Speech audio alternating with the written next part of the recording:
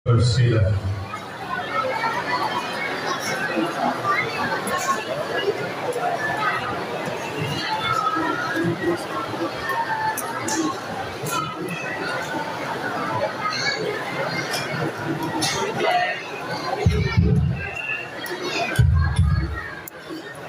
Assalamualaikum warahmatullahi wabarakatuh.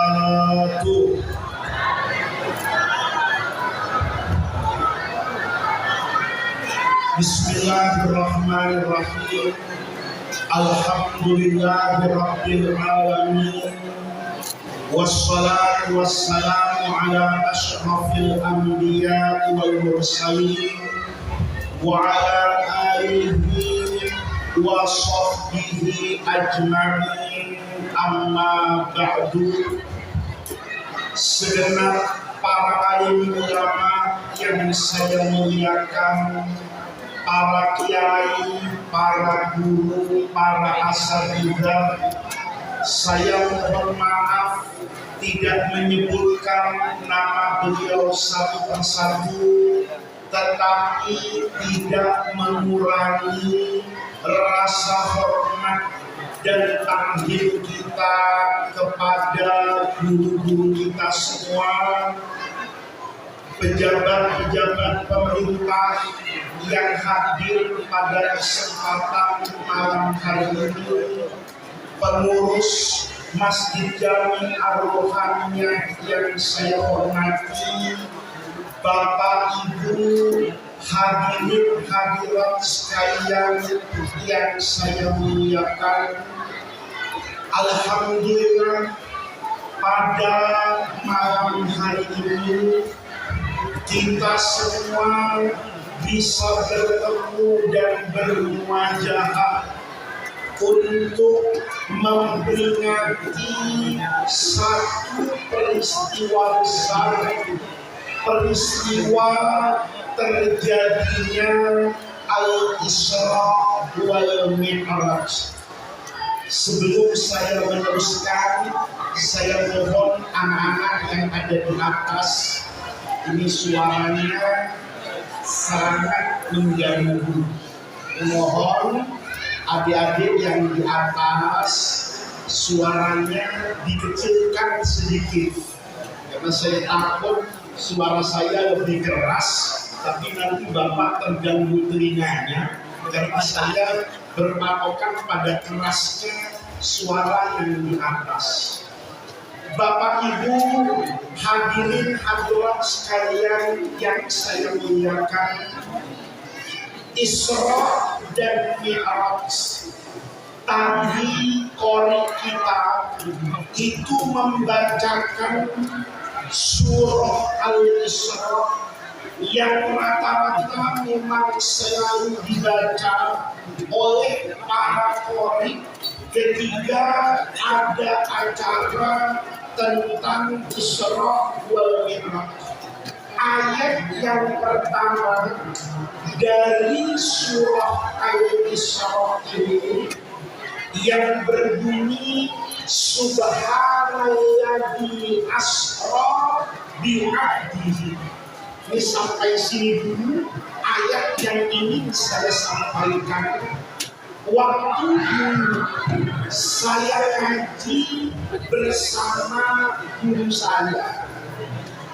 Guru saya itu berkata kepada kami para muridnya, ketika sampai pada firman Allah, Subhanalladzi asra bi'abdihi, ketika menceritakan peristiwa Al-Isra wal Mi'raj, ketika Allah memanggil Rasulullah pada puncak ketinggian maqam, pada puncak yang tidak Allah berikan kepada siapapun, tidak Allah berikan kepada Nabi selain Nabi Muhammad. Tidak ada Rasul selain Rasulullah Sallallahu Alaihi Wasallam, bahkan malaikat Jibril itu sendiri itu tidak diberi oleh Allah penghormatan untuk naik ke Sidratul Muntaha seperti yang Allah berikan kepada Nabi Muhammad. Kata guru saya, coba kalian murid-murid saya, kata beliau, perhatikan susunan ayatnya. Rasulullah di awal surah Al-Isra yang bercerita tentang Isra Mi'raj dipanggil oleh Allah dengan sebutan bi'abdi. Di Quran itu biasanya menyebut Rasulullah itu dengan pangkatnya, dengan jabatannya, atau kadang-kadang dengan namanya. Ada ayat Quran ini kebiasaan dan tradisi Allah di dalam Al-Quran. Ada Allah memanggil Nabi Muhammad itu dipanggil dengan jabatannya sebagai seorang nabi. Ayatnya berbunyi ya ayyuhan nabi. Kadang-kadang Rasulullah itu dipanggil dengan pangkatnya sebagai Rasul. Itu ayatnya berbunyi ya ayyuhan rasul. Kadang-kadang Nabi Muhammad itu disebut dengan namanya wa ma Muhammadun. Kalau kita lihat tradisi Allah dengan menyebut kerasulannya, dengan menyebut kenabiannya, dengan menyebut nama Muhammad, seandainya bukan karena pesan hidayah, bukan karena nasihat, bukan karena mau'izah, bukan karena pelajaran yang mau Allah berikan kepada kita umat manusia. Kalau ayat tadi susunan bahasanya dirubah dengan menggunakan nabi, dengan menggunakan rasul, dengan menggunakan Muhammad, itu tidak ada yang salah. Kalau ayat tadi misalnya mau berbunyi subhanalladzi asra bi nabihi, tidak salah. Kenapa tidak salah? Karena memang yang Isra dan Mi'raj itu seorang mau diganti dengan Rasul subhanalladzi asra bi rasulihi, itu juga tidak salah. Karena yang Isra dan Mi'raj memang Rasulullah. Mau disebut namanya subhanalladzi asra bi Muhammadin, itu juga tidak aneh. Karena yang Isra dan Mi'raj memang namanya Muhammad. Tetapi guru saya bilang, ini pada puncak prestasi, pada puncak karomah, pada puncak mukjizat, pada puncak yang paling tinggi yang manusia di dunia ini, dari Nabi Adam sampai nanti hari kiamat, yang malaikat itu dengan kesuciannya itu tidak ada yang bisa seperti itu. Tetapi Rasulullahnya itu seakan-akan, kata guru saya, dipanggil oleh Allah bukan karena kesuksesannya, dipanggil oleh Allah bukan karena prestasi dakwahnya, dipanggil sama Allah itu bukan sebagai raja, dipanggil oleh Allah Isra dan Mi'raj itu tidak dipanggil sebagai nabi saat itu dengan umat yang banyak. Saya itu nggak dipanggil sama Pak Prabowo. Kenapa? Saya bukan ketua Golkar, saya bukan ketua Demokrat, saya bukan ketua Gerindra. Kata penguasa yang saya panggil ini yang punya rakyat banyak. Kalau partainya besar, itu ada apapun pasti dipanggil presiden. Tapi kalau partainya kecil, itu biasanya dicuekin sama presiden. Kiai juga gitu. Kalau kiai besar, alim, mugeni, santrinya banyak, itu acara Isra Mi'raj di depan. Tapi kalau yang pangkatnya lebih rendah, itu biasanya di mana itu? Di belakang. Semua ahli sejarah sepakat waktu Nabi Muhammad Isra wal Mi'raj itu umatnya Rasulullah itu tidak lebih dari 70 orang. Untung Nabi Muhammad itu bukan ketua partai. Kalau Nabi Muhammad ketua partai di MLB itu rasanya ya, di Mu'tamar luar, karena waktu itu Rasulullah itu sudah jadi Nabi hampir 10 tahun. Rasulullah itu sudah jadi Rasul 10 tahun. Coba Bapak mimpin partai di Gresik, ya di Gresik ini, mimpin partai apa aja?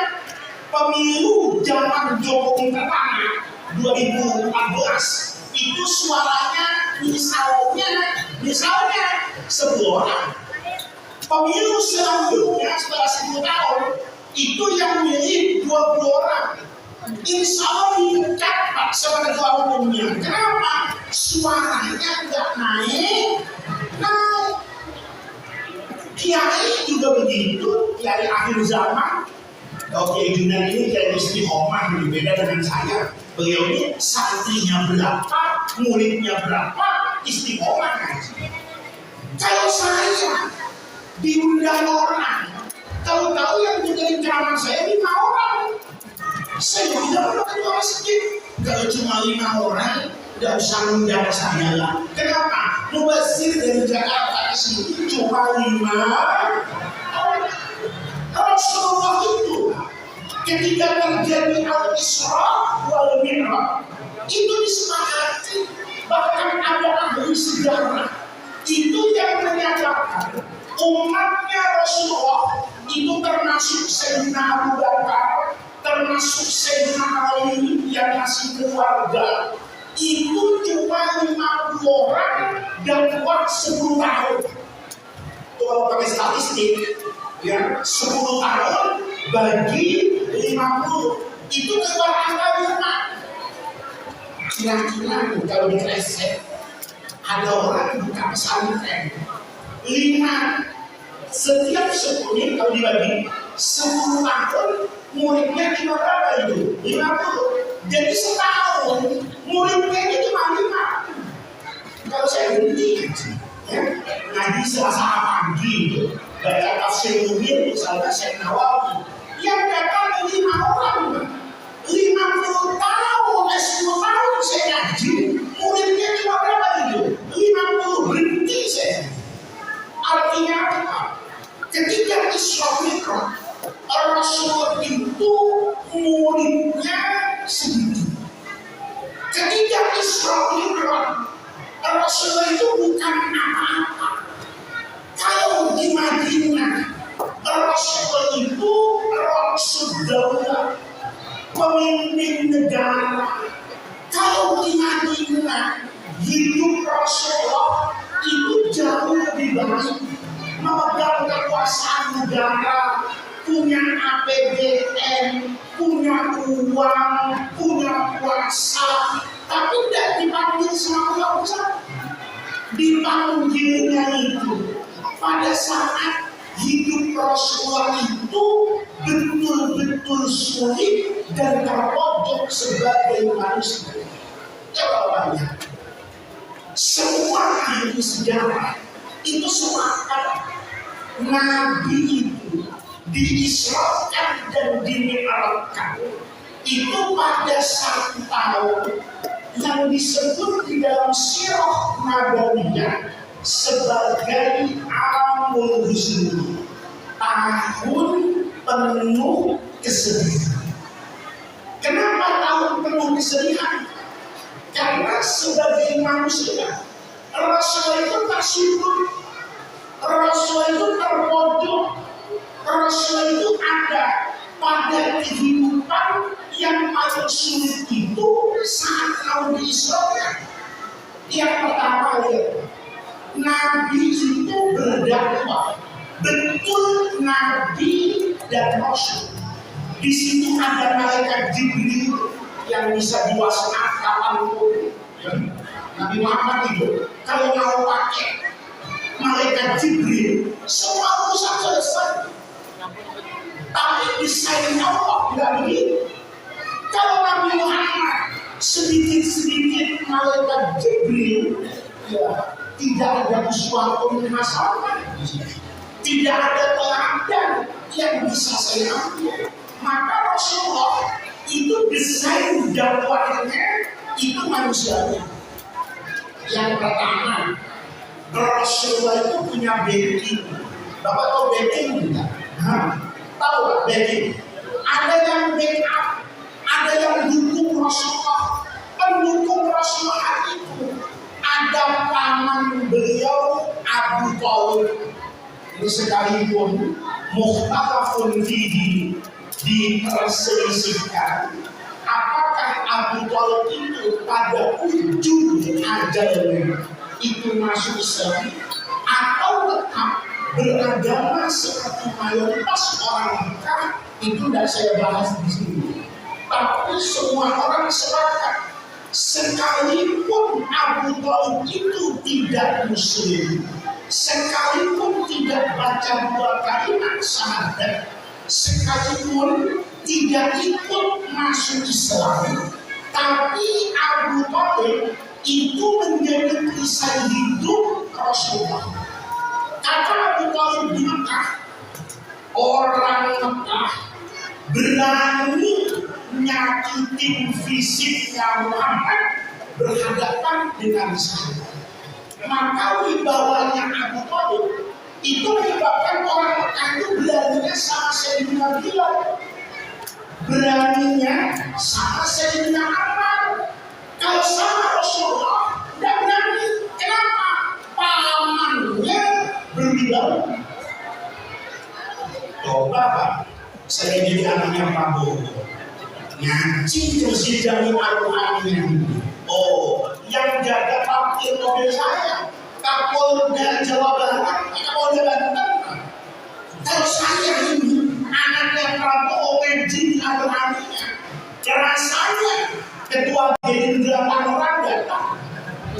Sekarang Ketua Gerindra Tangerang datang nggak? Datang. Alhamdulillah. Walaupun bukan saya anaknya Prabowo, masih menghargai beliau. Kalau saya anaknya presiden, itu semua orang pasti akan apa itu? Datang. Bukan karena saya, tapi karena siapa itu? Bapak. Ya, itu backing itu penting. Dulu saya kecil itu nakal, tapi dulu rumah saya, dulu rumah Yesus Ramadhan itu ya 20 tahun yang lalu itu bertangga dengan rumahnya wakil presiden Pak Sudarmo.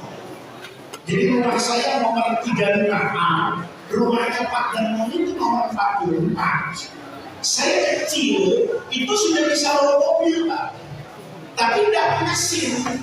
Satu ketiga, lampu merah di Medan Merdeka Utara di Pakistan itu, saya lewati gitu. Saya tidak lihat kalau itu lampunya merah. Depan istana kan banyak polisi, maka berhenti saya. Polisi itu langsung filmnya, adek gak punya SIM kan? KTP ya.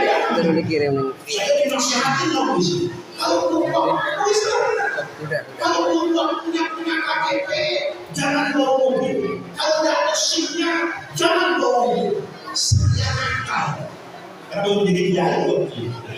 Saya keluar dari mobil, saya cabut kunci mobil, saya kasih polisi. Pak, saya nggak ada waktu dengar nasihat Bapak. Ini kuncinya, ini STNK-nya. Kalau prosesnya sudah selesai, balikin ke Jalan Senopati nomor 44. Itu rumah Pak Darmo. Saya saudara bukan. Dia cuma ibarat handphone. Casing saya ini Samsung atau iPhone. Jadi masih agak percaya kalau saya ini mungkin ponakannya Pak Darmo. Ya kalau casingnya Oppo, takut saya. Karena casing saya, walaupun bukan iPhone 17 Pro Max, ya paling nggak iPhone 15 masih lah model-model saya. Saya bilang, Pak, kalau sudah selesai nanti, saya tidak punya waktu. Kembalikan ke Jalan Senopati nomor 44. Saya keluar lagi. Dikejar sama polisinya. Kata polisinya sampai di bawah. Jangan gitu deh. Jangan Orde Baru, Pak. Orde Baru itu kan penguasa itu Allah yang namanya pejabat zaman itu laris al-amarah itu kan saya di bawah. Kata polisi jangan gitu deh. Ya sudah deh, ini kuncinya, ini STNK-nya, hati-hati ya, lepas. Kenapa? Kalau sunnah benar. Saya bukan mau ini atau selalu dengan apapun, atau selalu di rumah wakil presiden. Ibarat umroh, nikahnya begitu. Begitu jemput nama rumah wapres, takutnya luar biasa. Dia tidak takut sama saya. Buktinya saya diomelin awalnya. Tapi dia takut siapa di belakang saya. Maka Rasulullah itu dijagain sama pamannya Abu Bakar. Yang kedua, ini istrinya Sayyidatuna Khadijah. Sayyidatuna Khadijah ini menjaga Rasulullah dengan hal ini. Maka Sayyidatuna Khadijah itu tidak bisa dilupakan sama Rasulullah. Kenapa? Karena mendukung dakwahnya Nabi. Sayyidatuna Khadijah itu kalau punya uang di bank mandiri itu ATM-nya dikasih Rasulullah. Bukan cuma ATM-nya, pinnya, buku tabungannya kasih Rasulullah. Kalau Ummul Mukminin Sayyidatuna Khadijah punya tanah di Kresek 100 hektar, itu sertifikatnya dikasih Rasulullah. Bukan cuma sertifikat, lengkap dengan surat kuasa balik nama untuk jual. Sudah tahu begitu? Sudah tahu begitu? Makanya Bapak tadi Nabi. Sayyidatuna Khadijah itu istrinya Ummul Mukminin Khadijah itu mendukung Rasulullah itu dengan kekuatan ekonomi, mendukung Rasulullah itu dengan kekuatan materi. Maka Rasulullah itu ngaji kemana-mana, tenang. Sama masjid ini gitu. Masjid ini kalau jamaah ada Sayyidatuna Khadijah beres. Kenapa? Mau ada acara, mau Khadijah beres ngomong.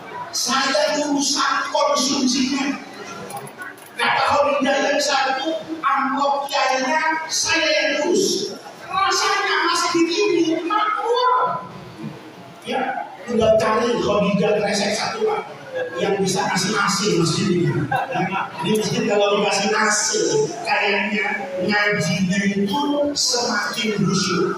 Ya, jadi Pak Ketua, kalau Gerindra mau menang pada pemilu yang akan datang, jadi mudah-mudahan pada pengajian selanjutnya ada hasil di sini.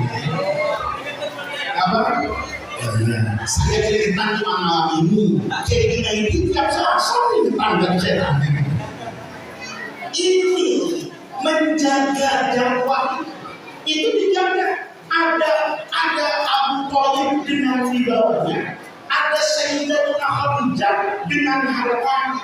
Maka orang berdakwah kalau punya dua ini aman. Kenapa aman? Itu yang dibutuhkan semua orang dalam kehidupan. Ini keduanya wafat pada tahun yang sama. Abu Thalibnya wafat, Ummul Mukminin Khadijah juga wafat. Apa yang terjadi? Setelah wafat benar, orang Mekah itu semakin berat.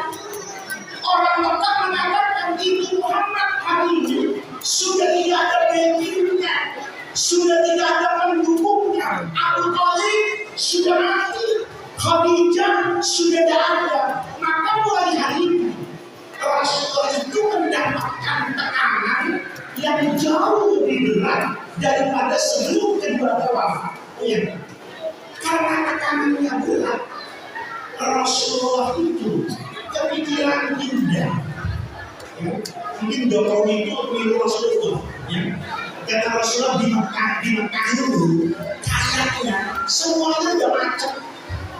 Diajak sholat macet, diajak puasa macet, sudah tidak kondusif Mekah ini. Saya harus pindah ke IKN, kata Rasulullah. Kayaknya di Jakarta ini semuanya udah macet, dosa sudah tidak mungkin. Mau dia makan saja, Bapak. Jakarta hari ini banjir. Ya, saya tadi dari bandara, saya dari Balikpapan. Itu lewat bandara, itu Masya Allah, macetnya panjang. Karena di mana-mana ada apa di Jakarta? Banjir. Ganti gubernur itu sama aja. Ganti kekuasaan sama aja. Kenapa? Susah. Maka kepikiran dipindah. Rasulullah itu kata Nabi, kayaknya Quraisy dan Mekah ini sudah tidak kondusif. Maka Rasulullah berpikir kami sekutu baru, ibarat partai mau bikin koalisi baru. Ternyata koalisi dengan Quraisy untuk Islam sulit terwujud. Maka Rasulullah mengirim Bani Saqif yang ada di Taif. Kata Rasulullah, saya mau ke Taif, saya mau berdakwah. Siapa tahu Bani Saqif bisa menerima saya. Maka Rasulullah kata Taif. Apa yang terjadi? Sampai di Taif, Rasulullah itu bukannya disambut, malah diapakan gitu? Disambut. Saya alhamdulillah datang ke KSN ini tadi disambut di rumah beliau, ya, disambut nasi, disambut daging kambing, disambut makanan, disambut minuman. Bapak belum? Hah? Bapak belum ya? Wajar Pak kalau belum, beda makom. Kalau Bapak mau disambut, gampang. Pegang itu dan saya malam ini, itu saya disambut Pak Solanke. Saya datang ke sini, Pak. Itu disambut nasi, disambut sarapan. Ya tentu saja senang. Rasulullah begitu sampai di Taif, sahabat itu disambut. Diusir, Nabi belum sempat dakwah, itu sudah diusir. Singkat cerita, Rasulullah itu sayangnya ada yang memviralkan sekarang kejadian Rasul disambitin di Taif itu dimasukkan ke TikTok jahiliyah itu, ya. Dimasukin ke TikTok itu, Rasul itu berdarah dan diusir oleh Bani Saqif dari Taif. Apa yang terjadi? Kata Abu Sufyan, maaf, belum muslim dulu. Pemimpin Quraisy mampus. Orang Betawi bilang gua kata juga apa lu? Emang lu gak bener? Di Mekah saya musuhnya, di Taif ternyata juga dimusuhi oleh siapa itu? Bani Saqif. Begitu Rasulullah pulang dan tahu diusir oleh Bani Saqif, itu orang Quraisy semakin berani. Kalau Bani Saqif berani musir Muhammad. Masalahnya kita yang jauh lebih kuat daripada Bani Sakif tidak berani musir siapa itu? Apa terjadi? Dia gantung di bawah itu ditempel ke kertas. Mulai hari ini tidak ada interaksi sosial dengan Muhammad, Bani Hashim, dan semua orang yang ikut Muhammad di Mekah itu diembargo, diboikot. Jadi Sayyidina Abu Bakar yang kaya sekali itu mendapatkan kesulitan untuk makan. Kenapa? Begitu masuk Al-Fatihah itu ditanya Abu Bakar, kamu tak muslimkan? Kamu tidak berjualan dengan orang Islam. Bapak bisa bayangkan sempit hidupnya Rasul berharap diterima oleh Bani Sakif di Taif. Nabi diusir, Nabi dikalahkan dengan biadab dan tidak manusiawi. Sampai di Mekah, Rasulullah juga diusir. Sehingga sejarah mencatat hari itu Rasulullah dengan keluarganya, Rasulullah dengan pengikutnya itu hidup di gunung-gunung sekitar kota Mekah. Ini menarik. Saat Nabi seperti itu, kekurangan saat dakwah ada di ujung tanduk, saat hidup Rasulullah itu betul-betul susah. Saat itu Rasulullah itu dipanggil sama Allah.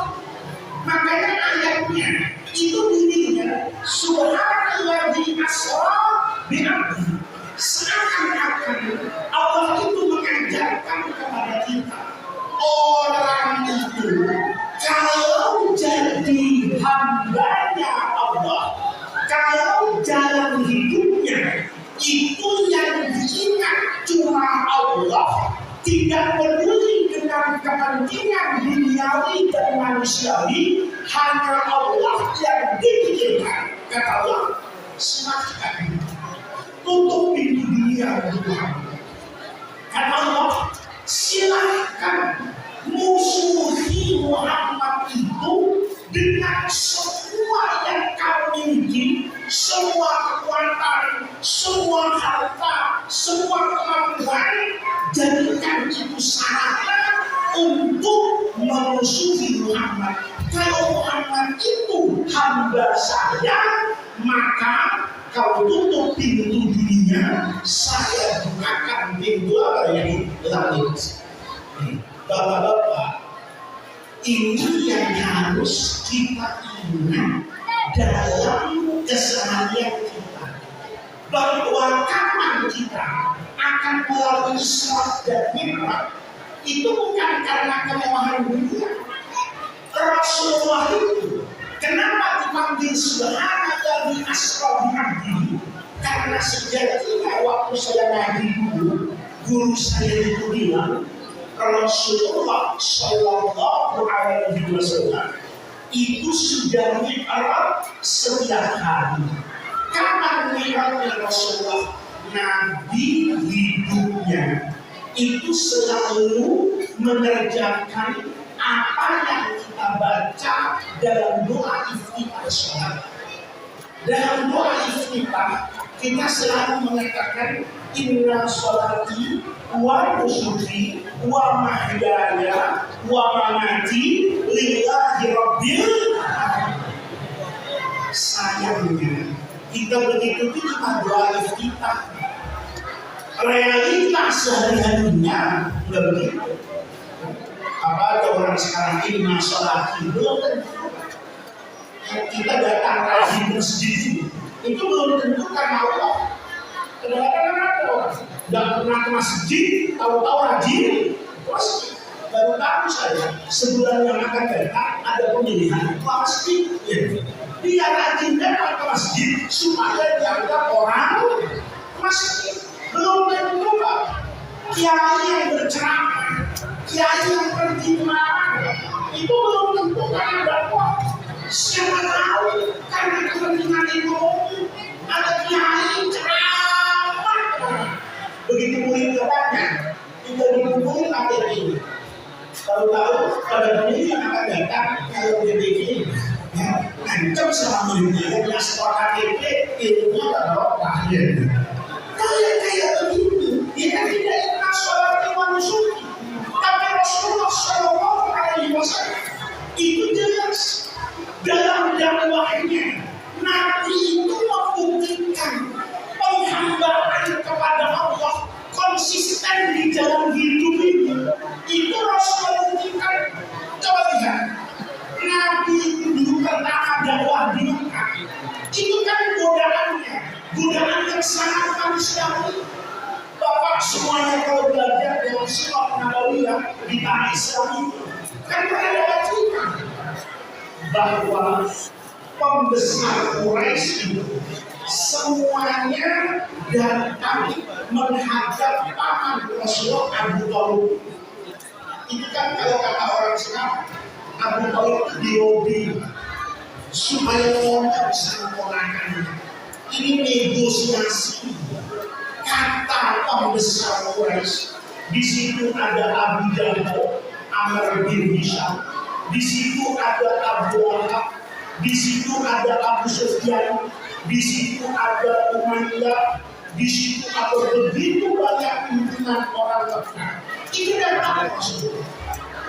Ngomong ada nabi, ada tangannya.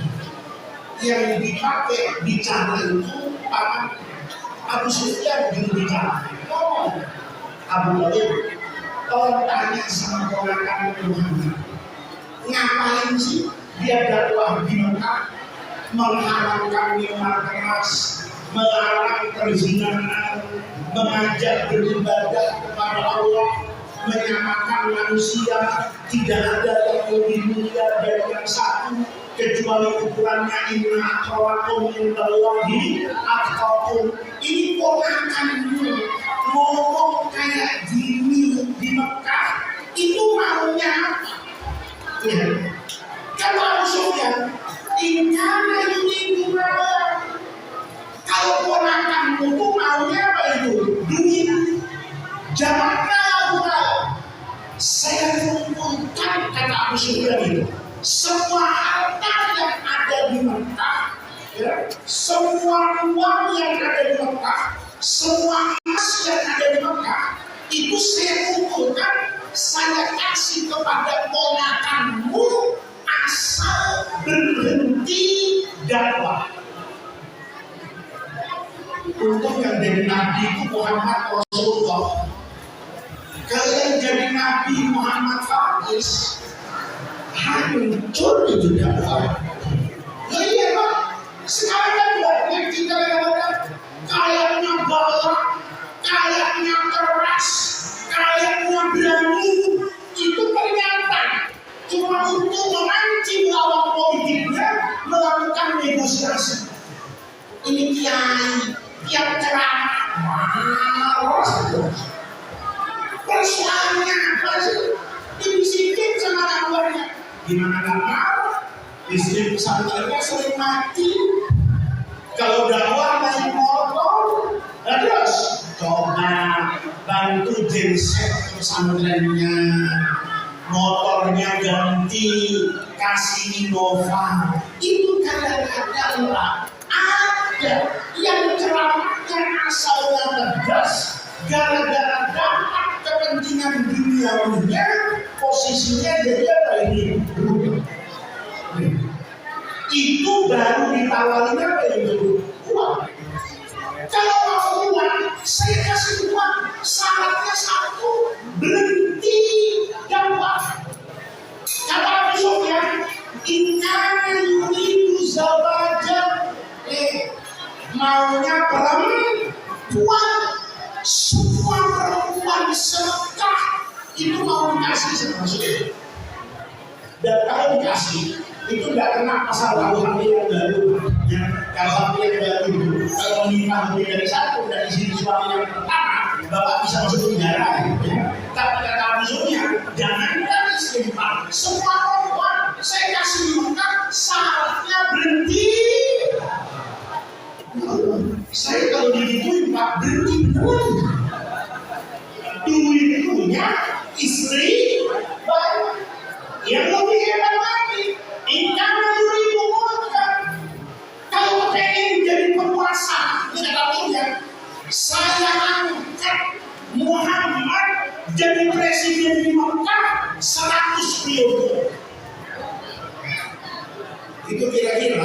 Kalau ditawari bisa manusia model saya, ya, saya yakin bahwa misalnya ya, berhenti saya dakwah, saya punya segala kekuasaan dapat, uang punya, harta kumpul, istri tidak milik. Itu Rasulullah dan mau. Itu menunjukkan yang ada di benak Rasulullah itu cuma penghambaan kepada Allah. Maka Rasulullah itu dikasih ketinggian itu bukan karena raja, bukan karena presiden, bukan karena kekayaan, bukan karena nabi yang punya umat banyak, enggak. Yang dikasih itu yang menghamba kepada Allah. Maka di waktu saya ngaji itu guru saya bilang, kalau kamu nanti berilmu, hati-hati. Kadang-kadang kemasyhuran karena ilmu itu bisa merusak niatan kepada kita. Ini bapak-bapak, mohon maaf, saya tidak tahu bapak, tapi saya dulu itu kalau ada orang lain, saya percaya kalau ini wali min auliyaillah, sahibul karamah, itu kalau meninggal itu disiarkan orang banyak. Kalau ada orang lain meninggal terus dimasukkan orang yang banyak, itu tidak salah. Itu berarti dia punya apa ini? Kalau tapi guru saya pernah bilang itu, kalau itu tidak identik dengan hati. Coba lihat, saya juga percaya kita akan dulu. Itu buktinya mukjizat Isra Mi'raj itu dikasih oleh Allah kepada Nabi Muhammad. Itu bukan pada masyhur. Guru saya bilang, kamu dulu di Indonesia, masyarakat Arab, ngaji nahwu paling hebat apa? Ngaji sorof paling hebat kita apa? Saya jawab alfiah. Kata guru saya, kamu tahu nggak? Ibnu Malik itu bukan guru yang digemari orang. Imam Ibnu Malik itu kalau ibarat sekarang tuh, dia punya akun medsos, followersnya itu cuma 13. Itu semua ulama itu baca manaqibnya Ibnu Malik itu bukan guru yang laris di masyarakat. Itu bukan guru yang terkenal di masyarakat yang hidup. Imam Ibnu Malik juga hidupnya kan di Grenada, di Spanyol. Itu ngarang alfiah hebat. Itu sampai menawarkan diri dari guru. Dipegang alfiah ini, saya ini ngarang nahwu alfiah. Ini bukan kitab kecil, bukan kitab main-main. Ayo, siapa yang mau ngaji? Itu diriwayatkan satu Spanyol, ya. Aku juga. Seandainya dulu ada ngaji alfiah, tidak ada rambut, ya, tidak ada Barcelona itu. Kenapa ya? Kalau semuanya apa alfiah, kan setiap tahun bisa menjadi Bernabeu. Jadi kalau mengalafin film kastatim, ya kan? Alhamdulillah juga. Jadi bola Spanyol itu bagus karena ada aku di sini. Kebetulan itu semua orang ahli sejarah mencatat manaqibnya yang kurang. Itu ini semuanya. Itu nawarin bahwa terus ada kiai tolong dan saya bisa cepat ini kurang. Karena ada laku di Spanyol, di Andalusia, hijrah pindah ke Asyam Damaskus, jalan kaki ribuan kilometer sampai di Damaskus. Itu kata guru saya, muridnya hanya 9. Tadi 4, sekarang lumayan 9. Itu orang kayak itu itu di Damaskus, itu nyari murid. Ya kalau ngaji musola itu, ibarat sekarang beliau itu teriak-teriak dari luhur sampai asal. Ayo ngaji, ayo ngaji, ayo ngaji. Itu yang datang cuma 9. Tapi yang penting di antara yang 9 itu adalah Al-Imam An-Nawawi, Shahidul Madhab Asy-Syafi'i. Imam Nawawi itu diakui sebagai ulama multi talenta. Yang ini hebatnya Imam Nawawi itu kalau ngaji di pesantren di Indonesia itu terkenal fikihnya. Kalau orang Indonesia mungkin ngajinya kan Rawdatul Talibin, ngajinya Majmu', syarahnya Muhadzab. Tapi Imam Nawawi itu imam yang multi ilmu. Beliau ahli hadis, mensyarah Sahih Muslim. Satu, beliau punya buku tentang ulum apa ini? Al-Arabiyah. Itu ngaji sama Ibnu Malik, muridnya cuma berapa? 9. Tapi Ibnu Malik yang muridnya cuma belasan. Setelah meninggal, rasanya di dunia ini kalau ada orang ngaku alim, tidak pernah lihat alfiyah, itu dilanjutkan kealimannya. Jadi mohon kayak gini ya, kalau di resep ada sudiahnya itu nggak pernah mudah alfiyah dekat ya. Itu harus pengajar ibu itu begitu gitu. Karena nggak biasa alim kantong, akhirnya kali kantong dia gitu ya. Ini bapak-bapak, itu kemarin hebat. Itu hebatnya setelah itu hari ini tidak masuk kumpulannya itu nggak diziarahi orang. Kalau bapak punya uang sudah zakat, ya, anak beres, umroh sudah, haji sudah, sekali-kali ke Maluku. Di situ ada makamnya Ibnu Adigun yang ngarang judulnya. Ya, tidak mengecilkan, judulnya itu kan tidak kecil. Tapi kitab itu yakin itu kitab paling barokah. Ya, coba bapak bayangin. Semua pesantren di Indonesia dari Aceh sampai Papua itu setiap hari pasti ada yang baca. Kalau bapak lihat kuburannya di Maluku, sedih betul kan? Makamnya Ibnu Adigun cuma pakai batu kayak di sungai itu. Di sini ada tumbuh-tumbuhan. Tidak menunjukkan kalau ini makam orang hebat. Padahal semua orang di Indonesia itu bisa hebat karena barokahnya dulu. Kiai-kiai yang ada di sini di putri-putri ini dan orang lain, saya yakin seluruh KIA pasti ngaji dulunya. Seluruh ngaji tafsirnya Imam Nawawi, bagaimana tahu marfu, bagaimana tahu majzum, bagaimana tahu dinamik kalimat ini fa'ala yaf'ulu, apa fa'ala yaf'ilu, apa fa'ala yaf'alu, itu pasti gara-gara ngaji kitab-kitab Syaraf yang kecil. Orang-orang yang seperti itu kita lihat ketinggian namanya itu disebut dan memberkahi belum tentu karena kemasyhuran pribadinya. Jadi saya mikir itu dunia barokah karena mungkin Ibnu Adigun itu nulis dunia itu karena itu. Kalau kita sekarang nulis itu pasti karena dunia. Kepengen jadi dokter, nulis di sana. Kepengen jadi profesor, ya nanti dia tulis di jurnal. Kepengen jadi orang alim, maka bukunya nanti ditulis ini. Ini buku begini. Yang boleh mencetak ini cuma saya dan ahli waris saya. Sementara Imam Ghazali itu royalti dia akan pernah diminta. Tapi profesor sekarang itu begitu cetak buku lengkap dengan pakai apa itu royalti. Apa yang ingin saya katakan? Hidup yang membahagiakan, yaitu hidup menjadi hamba. Ibnu Malik juga pernah berpikir, kapan saya diangkat jadi dokter honoris causa di dunia bidang sastra.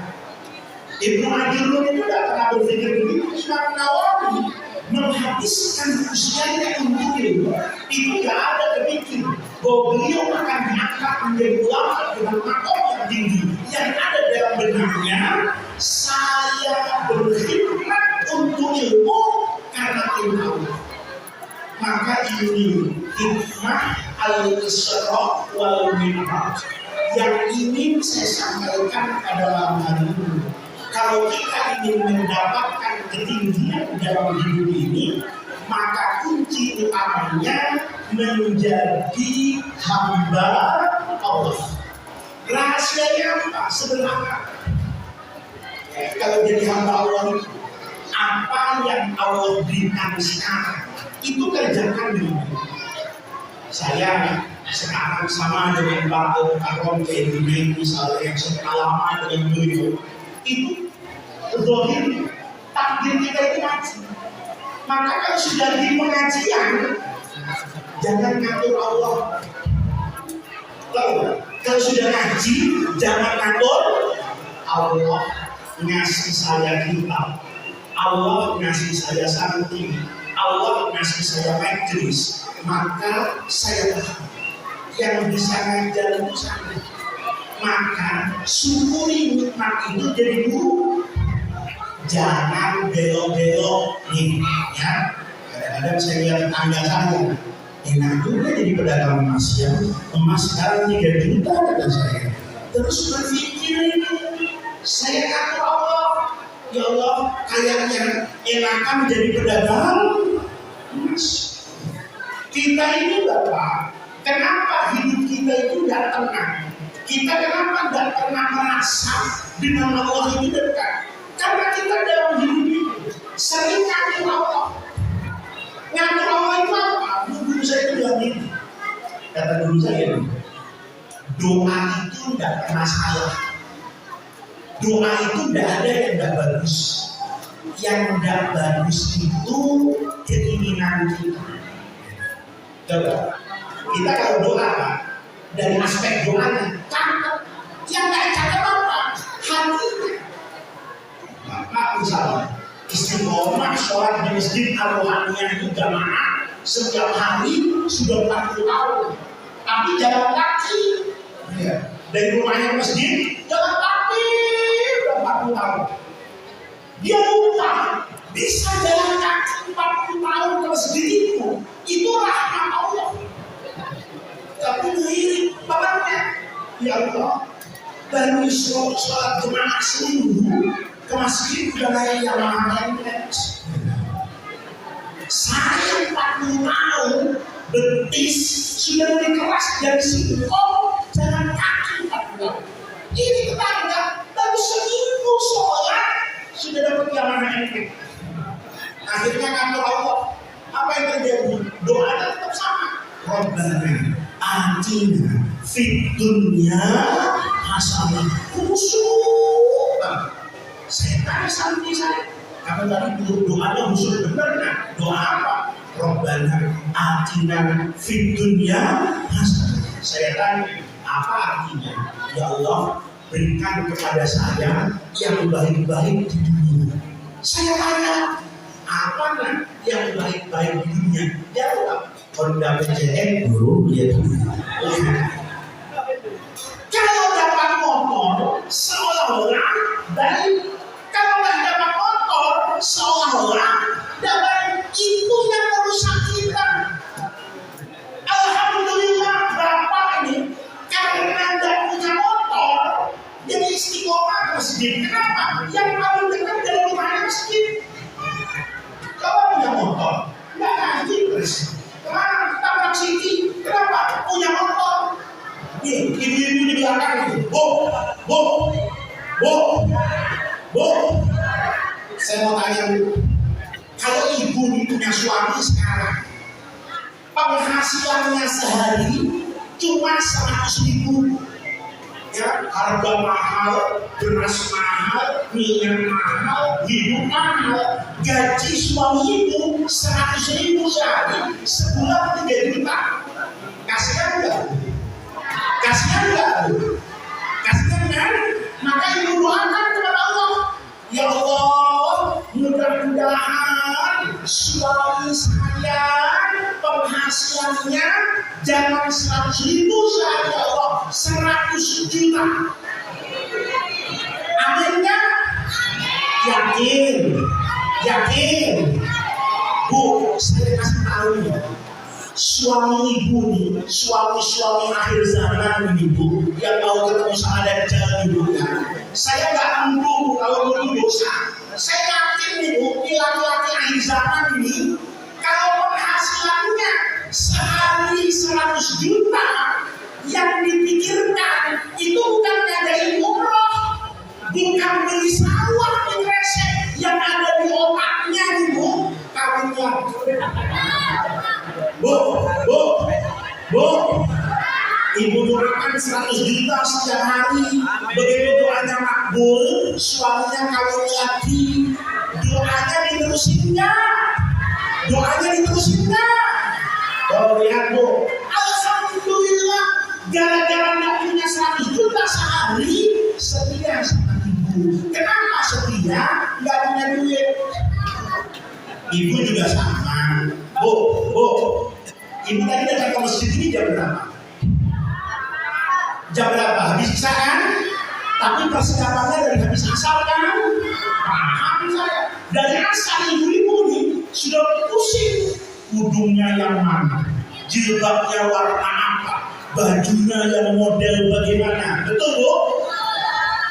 Asal nanti waktu ibu milih kerudung, milih jilbab, milih baju, pas ibu tarik baju, tahu-tahu ada uang 100 juta jatuh. Ibu nggak pernah merasa punya uang di lemari. Ibu tarik bajunya, jatuh uang 100 juta asal tadi. Saya mau nanya, kalau nemu uang di lemari 100 juta habis asal tadi, Isa, ibu berangkat ke Masjid Jami'ah Rohaninya, apa main ke Jakarta? Oh, anaknya jawab, kata anaknya, model ibu saya ke Jakarta. Anaknya jujur semua nih, betul ya nak ya? Ibunya kalau punya uang nggak ke masjid, kemana? Ke Jakarta, ke pasar. Oh, kapan ibunya ke masjid? Tuh lihat, kalau nggak punya uang ibu saya ke masjid tuh, anaknya gitu Bu. Ibu datang ke masjid sekarang, dapatnya apa? Pahala. Alhamdulillah tidak punya uang. Gara-gara tidak punya uang ke masjid. Coba punya uang tidak datang ke masjid. Orang kalau hidupnya begini, antar begitu dikasih miskin, oh ini tandanya gua lagi disuruh masjid. Gitu. Begitu dikasih sakit, udah lama nggak sholat duha. Kan begitu kan? Kalau orang hidupnya selalu melihat itu pelajaran dari Allah, bukan kenapa saya sakit, jangan. Pelajaran apa yang Allah ingin berikan dalam hidup saya? Kalau hidup kita jalannya begitu, insya Allah kita gak pernah ngomel sama Allah. Kita kan sering demo sama Allah.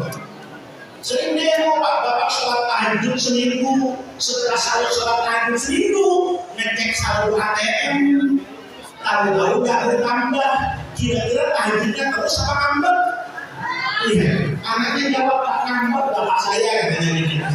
Nah, ini bapak dan ibu semua yang ingin saya sampaikan pada malam hari ini, bahwa hikmah yang terpenting dari Al-Isra wal Mi'raj itu adalah bagaimana dalam kehidupan ini kita bisa menjadi hambanya Allah, hidup dalam ketentuan Allah, tangan bekerja, mata melihat, kaki melangkah, otak berpikir, tapi hati selalu tawakal dan ridho dengan apa yang Allah berikan kepada kita.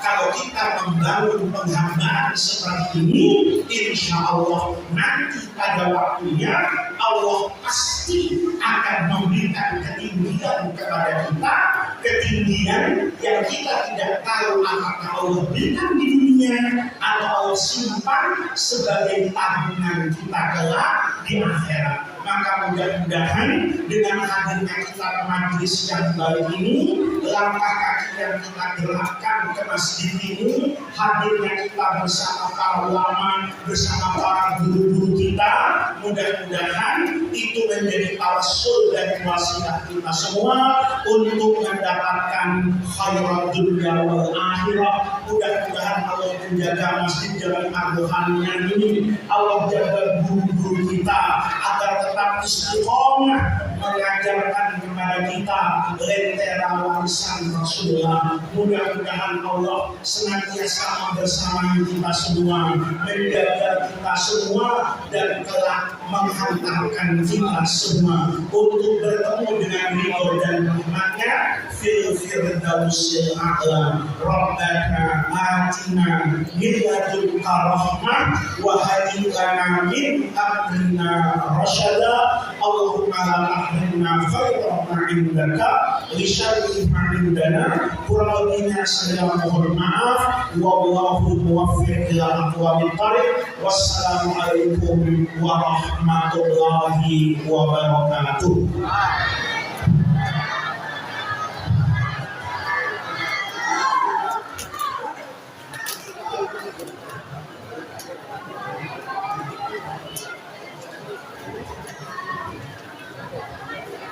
Hadirin sekalian, berbicara tadi uraian Islam dan disampaikan oleh guru kita Al-Mubarak Kiai Haji Muhammad Faiz Subarwono. Semoga dari apa yang telah diuraikan tadi menjadikan ilmu bagi kita. Amin. Selanjutnya, untuk menyempurnakan acara kita pada malam ini, kita akan tutup dengan doa. Sebelumnya kami selaku pembawa acara, bila mana ada yang pada kesalahan baik dari segi ucapan atau tindakan, mohon diminta maaf yang seluas-luasnya. Dan untuk doa akan dipandu oleh guru kita bersama Abuya Abah Haji Hamzah. Padanya dipersilakan.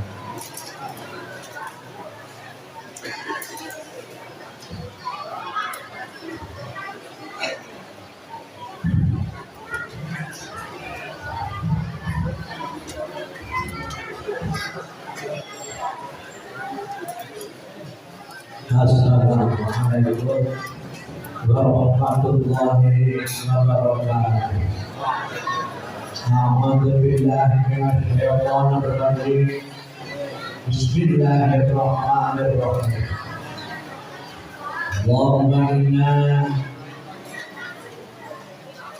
Allahumma shalli wa sallim ala sayyidina Muhammadin fil awwalin wal akhirin. Barik wa sallim wa radiyallahu ta'ala an sayyidina ashabi sayyidina Rasulillah ajma'in. Alhamdulillahi rabbil alamin. Lakal hamdu ya maulana ya hamdan ya ni'aman wa ibadatan majidan ya rabbana lakal hamdu kama yanbaghi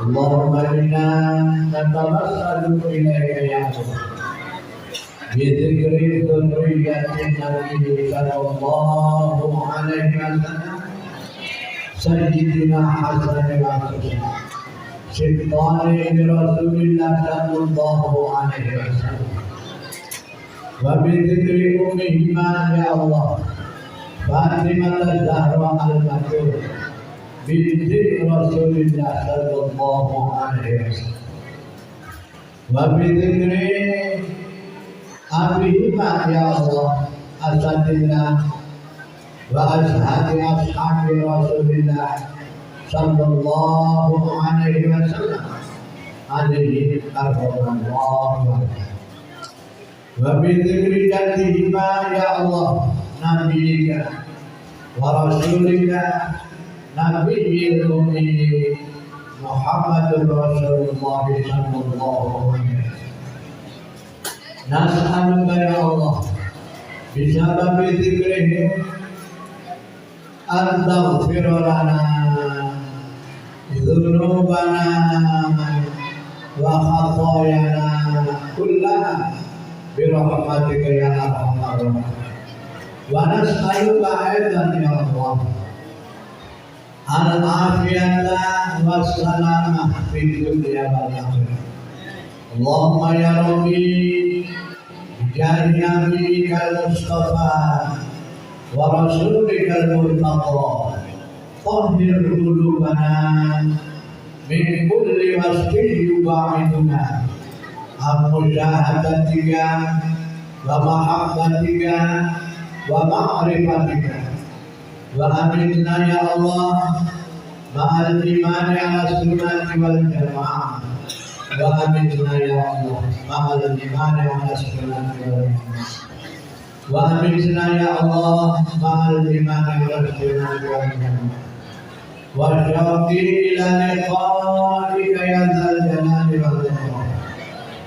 Allahumma inna nas'aluka ya Allah an taj'ala jam'ana hadza jam'an marhuman wa tafarraqana min ba'dihi tafarruqan ma'suman wa ruju'ana ruju'an mahmuna. Rabbana taqabbal minna innaka antas sami'ul 'alim wa tub 'alaina innaka antat tawwabur rahim. Rabbana atina fid dunya hasanah wa fil akhirati hasanah wa qina adzabannar. Subhana rabbika rabbil izzati 'amma yasifun wa salamun 'alal mursalin walhamdulillahi rabbil alamin.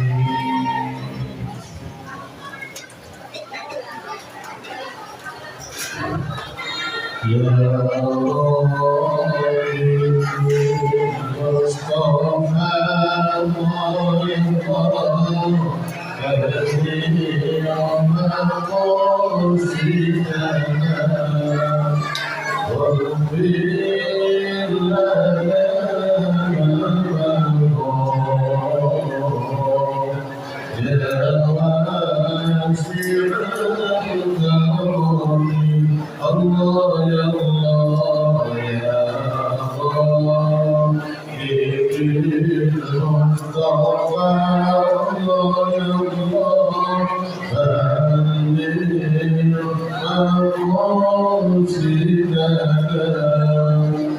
Allah